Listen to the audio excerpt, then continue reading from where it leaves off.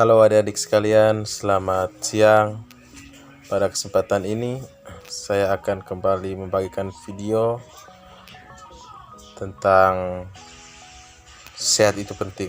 Jadi, ini tema 4, subtema 3, yaitu cara memelihara kesehatan organ pada peredaran darah manusia. Adik-adik sekalian, mari kita lanjut ke slide berikut. Ada di sana kompetensi dasar, indikator pencapaian kompetensi.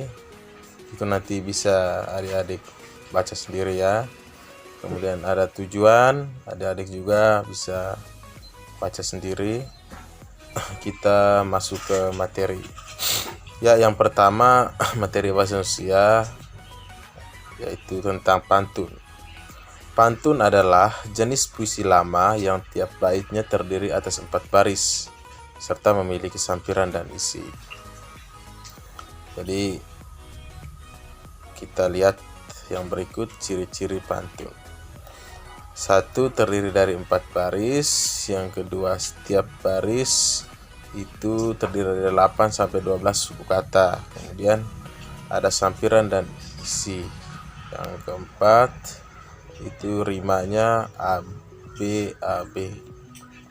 Ya, kita lihat ini sama penjelasannya. Sampirannya itu terdapat pada 2 baris pertama dan baris kedua. Kemudian isinya terdapat pada baris ketiga dan baris keempat. Yang berikut, setelah adik-adik mengenal pengertian pantun, kemudian ciri-ciri pantun, kemudian sekarang kita pelajari tentang menentukan amanat dalam pantun. Amanat itu sama dengan pesan ya. Yang pertama itu melihat isi pantun, yang kedua menyimpulkan isi pantun. Ya, mari kita lihat. Membaca baris ketiga dan keempat dan mengambil kesimpulan isi pantun. Itu tadi caranya ya. Jadi karena inti dari pantun itu terdapat pada baris ketiga dan keempat, maka harus dibaca berulang-ulang baris ketiga dan keempat, kemudian mengambil kesimpulan. Situlah isi dari pantun. Kemudian melihat isinya dengan teliti. Ini saya bacakan contohnya ya. Lurus jalan ke Payakumbuh, kayu jati ketimbal jalan. Di mana hati tidak akan rusuh, ibu mati bapak berjalan. Jadi yang pertama, baris pertama itu sampiran, baris kedua juga sampiran, baris ketiga isi, baris keempat isi ya. Begitu juga dengan yang berikutnya ya. Yang kedua itu kayu jati bertimbal jalan, turun angin patah ladahan, ibu mati bapak berjalan, kemana untung diserahkan. Jadi pertama dan kedua itu sampiran, kemudian ketiga dan keempat itu adalah isi. Oke adik-adik, yang berikut kita lihat langkah-langkah menulis pantun. Yang pertama, proses penulisan pantun diawali dengan menentukan isi pantun yang akan disampaikan. Jadi yang pertama yang ada di kepala adik-adik itu adalah menentukan isi pantun yang akan disampaikan. Yang kedua, meletakkan isi tersebut pada baris ketiga dan keempat. Itu penting. Jangan sampai diisi di baris yang pertama dan kedua, nanti itu akan salah. Yang ketiga, berdasarkan isi tersebut, kalian dapat melihat persajakan atau rima pada baris ketiga dan keempat. Lihat juga persajakan atau rima seperti yang dijelaskan di depan tadi. Yang keempat itu membuat sampiran. Baris pertama dan kedua memiliki kesesuaian persajakan dengan baris isi. Jadi AB tadi ya, itu persajakannya. Yang kelima, dalam menulis sampiran pantun upayakan adanya keterkaitan antara baris pertama dan yang kedua. Oke, nanti setelah mengerti soal ini atau tentang materi ini, silakan ciptakan pantun sendiri. Ya, kita lanjut ke materi IPA yang berikut tentang organ peredaran darah manusia. Ya, adik-adik sekalian, ini adalah gambar anatomi jantung manusia. Itu bisa dilihat ya adik-adik, diberhentikan videonya, kemudian diperhatikan secara serius, secara teliti, kemudian pelajari. Ya, sekarang saya ingin menjelaskan satu persatu ya. Adik-adik juga nanti bisa mengulang membuka video ini. Serambi kiri menerima darah bersih dari paru-paru. Itu nomor 1. Lihat, perhatikan nomor 1. Nomor 2, bilik kiri memompa darah bersih ke seluruh tubuh. Nomor 3, bilik kanan memompa darah kotor dari jantung menuju paru-paru.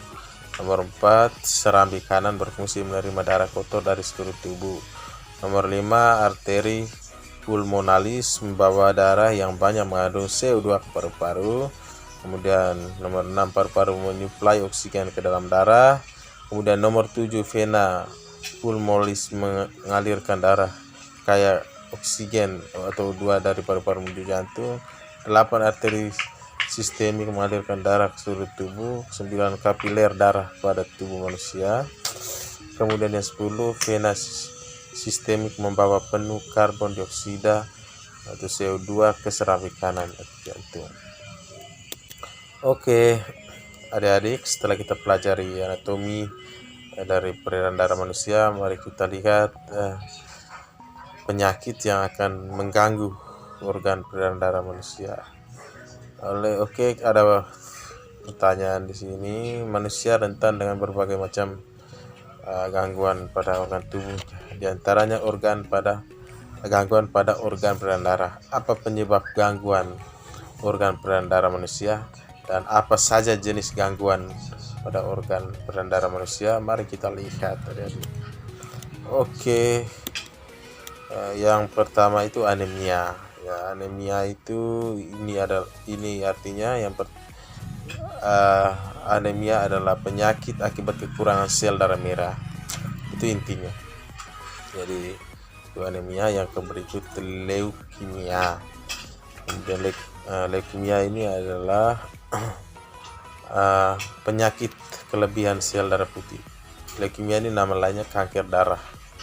Kemudian yang ketiga hipertensi. Hipertensi ini itu sering kita dengar, yaitu penyakit yang ditujukan dengan tingginya tekanan darah bila diukur dengan alat pengukur tekanan darah. Jadi darah tinggi itu hipertensi. Keempat, basir. Basir ini sama dengan ambien, adalah pelebaran pada pembuluh darah dengan anus yang bisa disebabkan karena duduk dalam jangka waktu yang lama. Kemudian varises adalah pembesaran atau pembengkakan pembuluh darah. Kemudian hemofilia adalah darah yang sukar membeku atau tidak dapat membeku dengan cepat saat luka. Kemudian penyakit jantung bawaan, itu penyakit kelainan pada jantung sejak lahir atau baru lahir. Kemudian pembuluh nadi mengeras, yaitu pembuluh nadi yang disebabkan mengeras disebabkan oleh kelebihan zat kapur, lemak, kolesterol, dan juga gula dalam tubuh.